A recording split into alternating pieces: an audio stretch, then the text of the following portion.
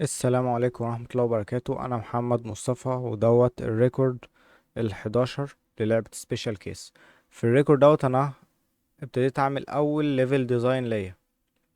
عملت كأن في شوية كي بوينتس بتروح لها، فتلاقي هنتس بتطلع لك إنك تدوس سبيس عشان تنط، إنك تدوس الأسهم أو WASD عشان تمشي، وهكذا.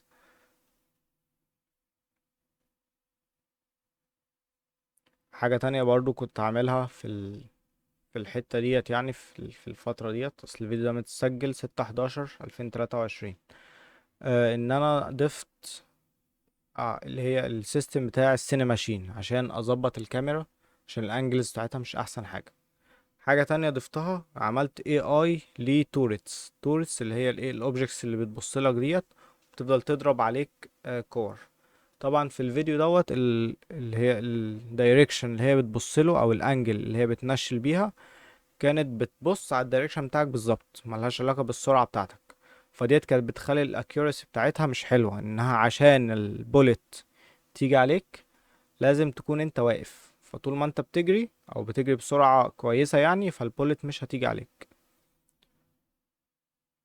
ففي الليفل ديزاين ده حاولت اعمل كأن في توتوريال ليفل اللي بيلعب ايه يمشي عليها عشان يتعلم كل الخطوات، عشان يعني يكمل اللعبة، عشان يتعلم اللعبة بيمشي ازاي، بيجري ازاي، بيمشي او بيجري على الحيطة ازاي، وهكذا. ازاي يدوج الدرونز، ازاي يتحرك من تشيك بوينت للتانية، وهكذا.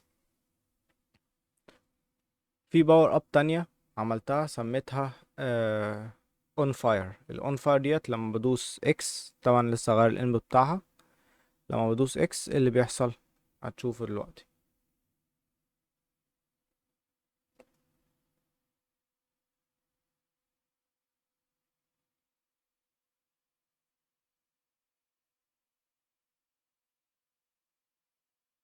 انا واقف هنا كده، هدوس اكس، تلاقي انيميشن اختلف تماما سواء في الوقوف او في المشي. واول ما بقرب من دول، في زي فورس فيلد حواليا شغال، بيبعد اي اوبجكت ليه ريجيد بودي او بيتحرك عن الطريق.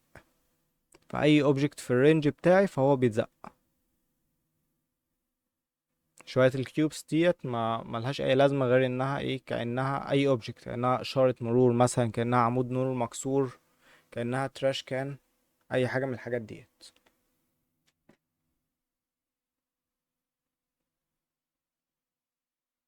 طبعا الليفل ديزاين دوت خلاني اخد بالي من ان السرعة بتاعت اللاعب كبيرة قوي، لدرجة انها محتاجة ماب عملاقة عشان تكفي. ديت الباور اب اللي احنا خدناها ورا، بقول للاعب يدوس اف عشان يستعملها، عشان يفرقع الاوبجكتس اللي هنا. وديت كأنها رامب، اللاعب لما يشوفها اوتوماتيك هيحس ان هو لازم يجري بعد كده ينط. وياخد باور اب تانية، بقول له يوز ناو، هتديله داش، فهيعدي من فوق حتة عملاقة قوي في الفراغ.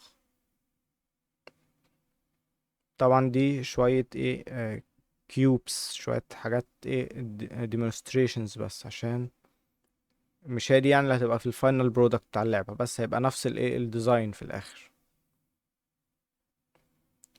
ولكن الديزاين ده ابتدى يحسسني ان فعلا اللعب سرعته عالية زيادة عن اللزوم، عالية قوي، و overpowered، لدرجة ان هو عشان مثلا يجري وينط ويتشقلب ويعمل الحاجات ديت في ماب، لازم تكون ماب عملاقة قوي.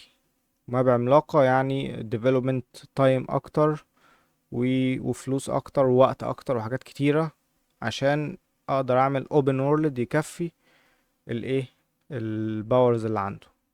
فبعدين ابتديت اقلل شوية في السرعات والهايت بتاع النط والوقت بتاعها والكلام ده، واخليها تزيد لما انت تليفل اب. هنا بجرب تاني الفاير الاون فاير اكشن بتاعي، وشوية حاجات ضفتها برضو في الوول راننج، ما تخليك ما تقعش من على الحيطة. يعني مش فجأة تلاقيك فصلت، او لو انت بتتزحلق مثلا وتحتيك مفيش ارضية، فتلاقي اللاعب وقع وتاه كده، لا.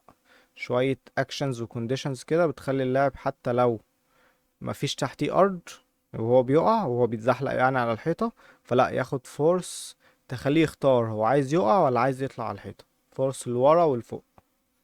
وطبعا السلو موشن بيبين اكتر الانيميشن بتاع الكاركتر، وفي نفس الوقت الايه، الهوفرنج افكت بتبان بقى ان انت مش بتقع على طول، ان انت في زي السرعة بتاعت الوقوع بتاعتك بتقل.